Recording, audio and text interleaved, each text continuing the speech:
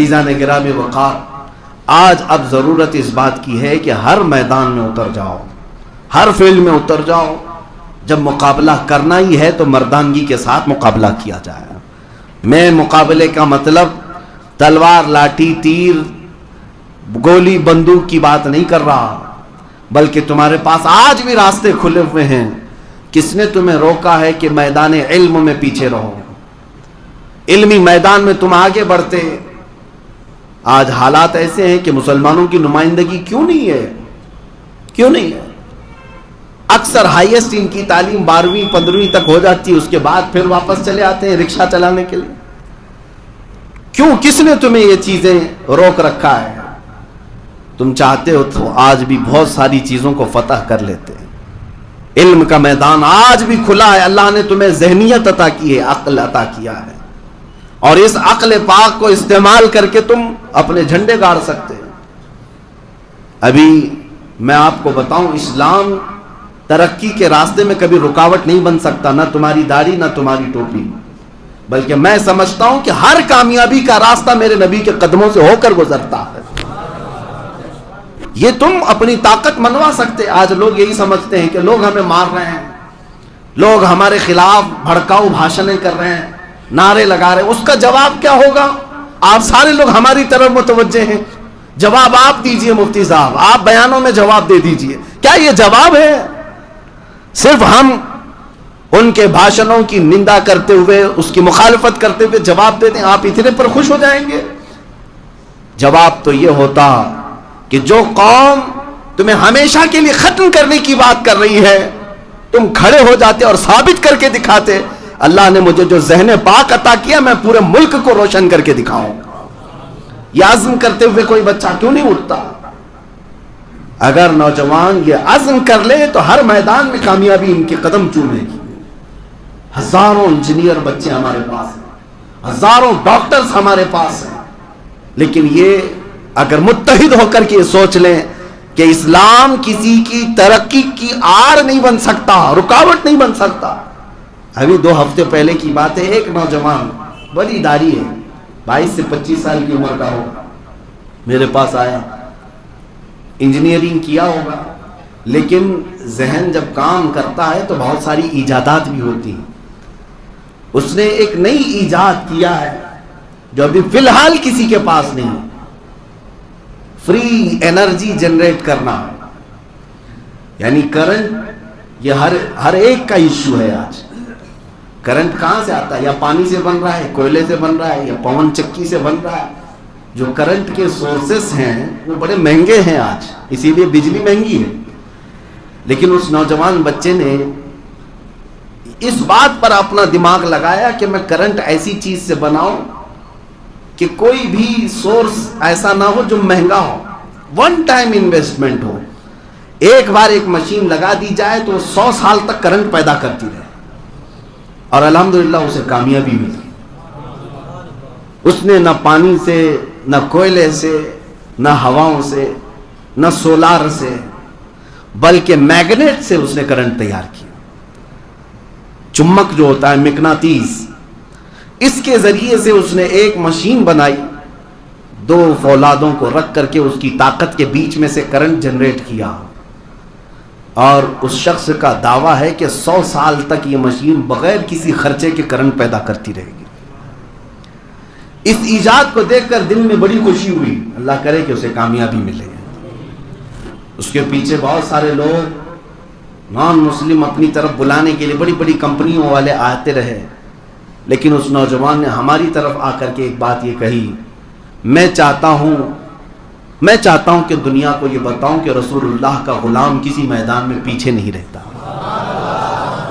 عزیزان گرامی، یہ کامیابی کو چھونے والے وہ عزائم ہیں جو ہر بچے کے اندر آج ہونا چاہیے، ہر نوجوان کے اندر ہونا چاہیے. ان فاشسٹ تنظیموں کا اور ان پاکھنڈیوں کا مقابلہ صرف اور صرف بھاشنوں سے نہیں ہوتا. یہ جاہل ہیں، ان کو کچھ نہیں پتا. اس کے بدلے میں تم علم عام کرتے اور طاقت کے بل بوتے دنیا کو یہ بتاتے کہ الحمدللہ مسلمان پڑھی لکھی قوم کا نام ہے. آج یہ عہد کر کے اٹھو کہ ہمارے گھر کا کوئی بچہ جاہل نہیں رہے گا، ہمارے گھروں میں کوئی بھی بچہ جاہل نہیں رہے. یہ تنظیمیں جو بنتی ہیں بہت ساری، عرس کمیٹی، کھچڑا کمیٹی، نیاز کمیٹی، کیا انہی کاموں کے لیے ساری کمیٹیاں ہیں؟ کچھ کمیٹیاں اس بات پر بھی بنتی کہ ہمارا بچہ جہاں تک آگے جائے ہم سب اس کے سپورٹ میں کھڑے رہیں. من نہ کردم شما حضر بکنیت. اگر بڑے لوگ آج ایسے ہیں کہ جن کو پڑھنے کا موقع نہیں ملا تھا اور اللہ تعالیٰ نے آج مال و دولت قوت عطا کیا ہے تو خود نہیں کر سکے تھے، تو ان بچوں پر اپنی محنت صرف کرو تاکہ وہ تمہارا ہی نہیں بلکہ پورے دین اسلام کا نام روشن کر سکیں. ایک زمانہ تھا 90 کی دہائی میں، آپ کو پتا ہے، ایک پنجابی سکھ انہوں نے مجھ سے خود کہا کہ مولانا آج جس طرح سے آپ کو آتنکوادی کہہ رہے ہیں 20-25 سال پہلے ہم کو کہتے تھے. 30 سال پہلے کی بات ہے کہ جہاں کوئی پنجابی نظر آئے، سکھ نظر آئے، اس کو خالستانی، اس کو آتنکوادی، اس کو ٹیررسٹ کہا جاتا تھا. یہ مشہور ہے بات. ان کو بہت شک کی نگاہ سے دیکھا جاتا تھا.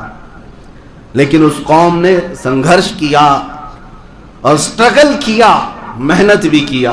اپنی کمیونٹی کو اوپر لے جانے کے لیے انہوں نے اپنی آئیڈینٹی کبھی نہیں کھوئی، اپنی شناخت نہیں بدلی، اور محنت کر کے اپنے ہی قوم کے لوگوں کو کہاں تک، ہندوستان کے پرائم منسٹر کی کرسی تک بھی پہنچایا. آج کوئی نہیں کہتا وہ کسی پولیس کو پکڑ کر کے سر عام مار بھی ڈالے. دلی کی سڑکوں پر دیکھا ہے لوگوں نے کہ سکھوں نے کیا آتنک مچایا تھا، لیکن پھر بھی آتنکوادی نہیں کہلائیں گے، وہ ٹیررسٹ نہیں کہلائیں گے.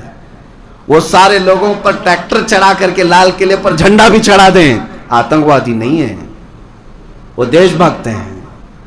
دنیا طاقت کی زبان جانتی ہے، دنیا صلاحیتوں کو ہی مانتی ہے. تم کروڑوں کی تعداد میں ہو، دنیا تمہیں کیڑے مکوڑوں کی طرح سمجھتی ہے.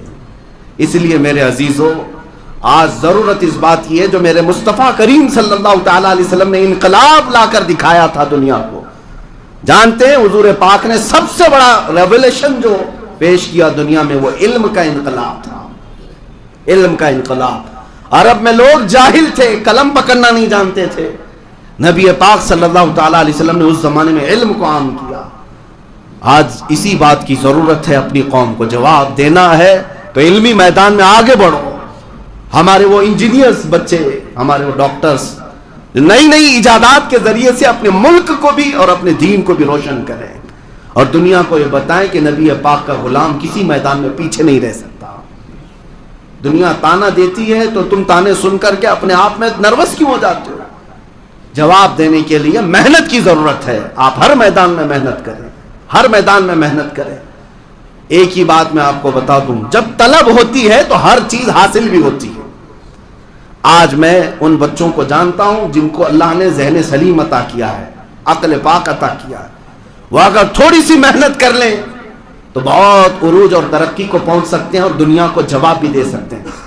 IAS میں کتنی نمائندگی ہماری ہے، IPS میں ہماری کتنی نمائندگی ہے، پولیس ڈپارٹمنٹ میں ہماری کتنی نمائندگی ہے، عدلیہ میں، ججز میں ہماری نمائندگی کتنی ہے.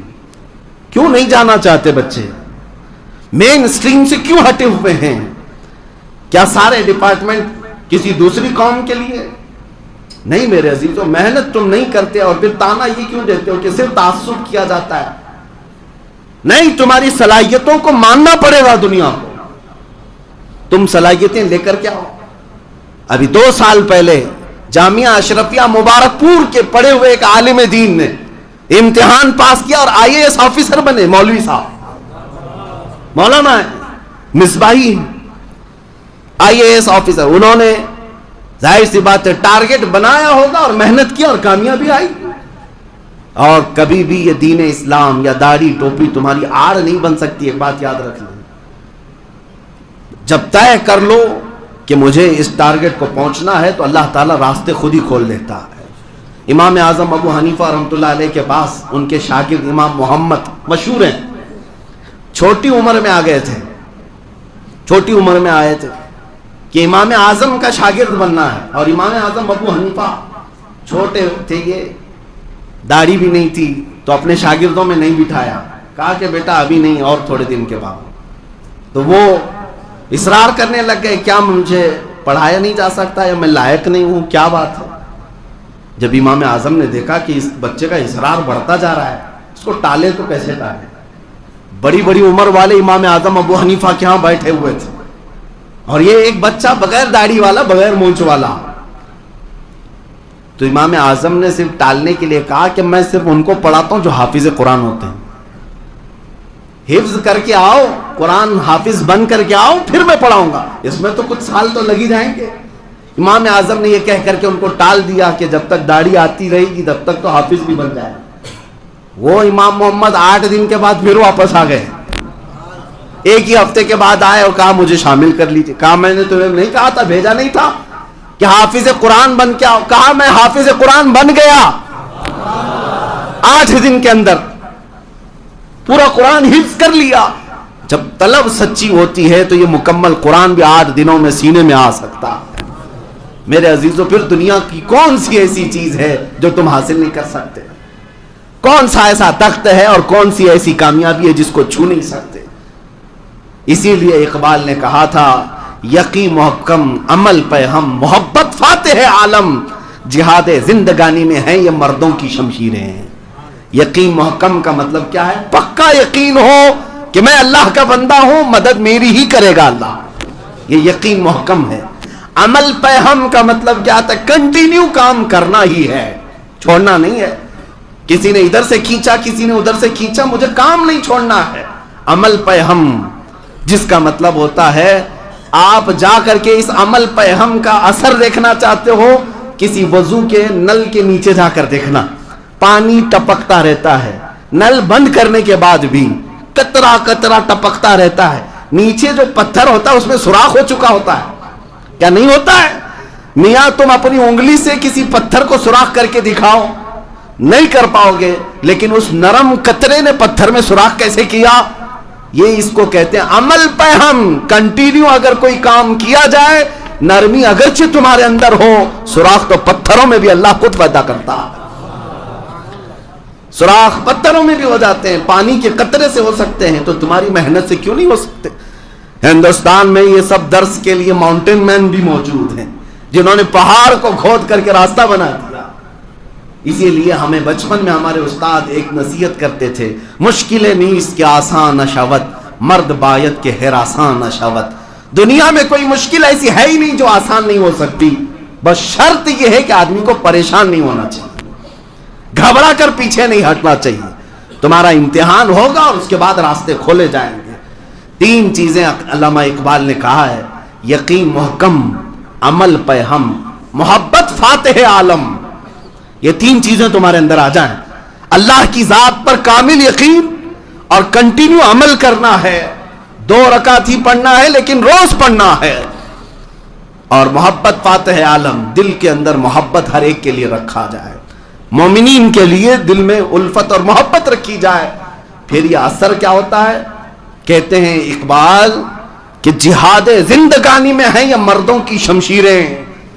یہ اللہ کی ذات پر یقین کرنا اور کنٹینیو عمل کرنا، یہ تمہارے ہاتھوں کی تلواریں ہیں. اسی سے پوری دنیا فتح کر سکتے ہو، پوری دنیا فتح کر سکتے ہو. میرے عزیزو، آج میں اپنے جوان بچوں سے مخاطب ہوں.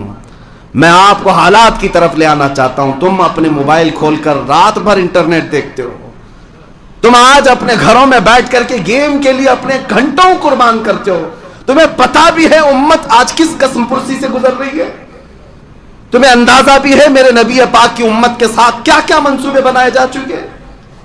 ایک بات یاد رکھنا، رسول مختار صلی اللہ علیہ وسلم نے فرمایا، من لم یہتم بامرنا فلیس منا. جس نے صبح اس حالت میں کیا کہ میری امت کی فکر نہیں کیا، وہ میری امت میں سے نہیں ہے. میرے آقا فرماتے ہو میری امت میں سے نہیں ہے. مجھے بتاؤ اے نوجوانوں، تم پوری دنیا کو دیکھ رہے ہو، آج کیا کیا نہیں بنایا گیا ہمارے متعلق. کیا تمہیں یہ ہنگامے نہیں جھنجھوڑتے؟ آج فلسطین کے بچوں کی چیخیں تمہیں نہیں دہلاتی؟ ملک شام، عراق، یمن، افغان، برما، یہاں تو پھاڑی ہوئی اوجڑیاں ہیں انسانوں کی. کیا یہ ہولناک حادثے تمہیں نہیں بیدار کرتے؟ کس انداز سے تم آج مگن ہو اپنے گیموں میں اور اپنے فیشن میں. آج تک تمہاری دنیا بدلتی کیوں نہیں ہے؟ اسی لیے شاعر نے کہا تھا، جگہ جگہ کے تھک چکے ہیں تمہیں یہ ہنگامے. نشاط لذت خواب گراں بدل ڈالو. نبی پاک کی امانت ہو تم، سوچ کیوں نہیں رہے تمہارے پڑوس میں کیا ہو رہا ہے؟ آج یہاں ہندوستان میں موجود کچھ سنتوں نے جو لباس اوڑا ہوا ہے سنتوں کا، یہ بھگوا آتنکیوں نے یہ تک اعلان کیا کہ ہم یہاں کے مسلمانوں کا قتل عام کریں گے، 20 لاکھ مسلمانوں کو ماریں گے، ملک شام بنا دیں گے، اس کو سیریا بنا دیں گے. یہ سب باتیں تو ہمارے کانوں سے گزر رہی ہیں نا. کیا کیا نہیں کیا جا رہا ہے. اور یہاں پر ہم دوہرا معیار بھی دیکھ رہے ہیں، حکومت کا بھی اور ڈپارٹمنٹ کا بھی. پولیس والا جاتا ہے تو اس کے کندھوں پر ہاتھ رکھ کر کے تھپ تھپایا جاتا ہے، یہ تو ہمارے آدمی ہیں، ہمارے آدمی ہیں. اب مجھے بتاؤ اے مسلمانوں، ان حالات میں کیا سونا تمہیں زیب دیتا ہے؟ کوئی چیز محفوظ نہیں رکھی گئی. چند دنوں پہلے یہ سلی ایپ، بلی ایپ نام سے جو عورتوں کا کاروبار چلانے کے لیے انٹرنیٹ پر مسلم عورتوں کی کردار کشی کی گئی. پتہ ہے آپ کو؟ 18 سال 19 سال 20 سال 21 سال کے نوجوان جنہوں نے ایپلیکیشن بنا کر کے ڈاؤن لوڈ بھی کروا دیا ہزاروں لوگوں سے. اس میں ہے کیا؟ نام چین مسلمان عورتوں کے ریٹ لگائے گئے ہیں. اس کا 1 لاکھ روپے، اس کے 50,000 روپے، اس کے 2 لاکھ روپے. عزت والی عورتیں ہیں اور صرف مسلمان عورتیں ہیں، یا وہ نیوز میڈیا سے جڑی ہوئی عورتیں ہیں، یا بڑے بزنس سے جڑی ہوئی ہیں، یا کسی بیوروکریٹ سے جڑی ہوئی عورتیں ہیں. ان عورتوں کی پوری لسٹ نکال کر کے ایپ بنایا گیا کہ ان کی ڈیل ہو. نیلامی کی جا رہی ہے. مجھے وہ بات امام غزالی کی یاد آتی ہے. میں آج سے 8 سال پہلے ہبلی میں یہ بات اپنے مطالعے کی روشنی میں کہا تھا. امام نے کہا تھا، اے لوگو، اگر نبی پاک کی گستاخی تمہارے سامنے ہونے لگے اور تم خاموش رہ گئے ہیں تو اس دن کا انتظار کرنا جب تمہاری ماں اور بہنوں کی سر عام نیلامی کی جائے گی اور تم کچھ نہیں کر سکو.